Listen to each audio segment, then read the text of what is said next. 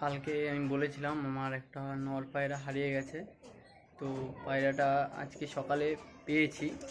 তো পায়রাটা একজনের বাড়িতে ঢুকে গেছিলো, তো একটা ভাই পেয়েছিল। তো তারপরে সে আমাকে বাড়িতে এসে দিয়ে গেছে। তো এই পায়রাটা কালকে হারিয়ে গেছিলো, এই সাদা নরটা। কালকে না, 2 দিন হয়ে গেছিলো হারিয়ে গেছিলো। তো ওর এই যে ছোটো ছোটো বাচ্চা ছিল, আমি একদিন খাইয়ে দিয়েছি আর ওর মা খাওয়াচ্ছিল। তো এই নটটা হারিয়ে গেছিলো, পেয়ে গেছি। এখন ঠিক আছে এরা।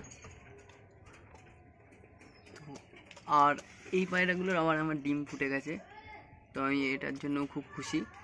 একদম ছোটো ছোটো বেবি আছে তলে, তো হাত দিয়ে আর নড়িয়ে দেখালাম না। এই যে এই পায়রা কিন্তু আমি খুব সুন্দর উড়াই। এর আগের বাচ্চা এখন কেবল সেট করছি, উড়াচ্ছি।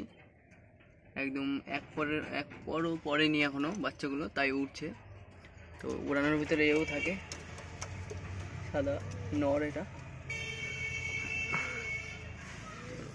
দেখো এই পায়রাগুলো সব উড়ায়, ছাড়া আছে এগুলো। ভাইটা পায়রা ফেরত দিয়ে গেছে বলে তাকে একটা পায়রা গিফট করবো আমি একটা, ঠিক আছে?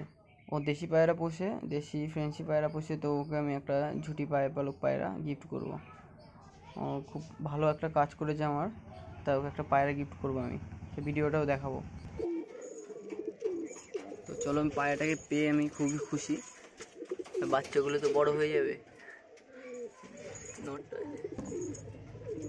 বেরিয়ে গেছিলো মনে হয়, ভয় পেয়ে গেছি। ভালো কথা।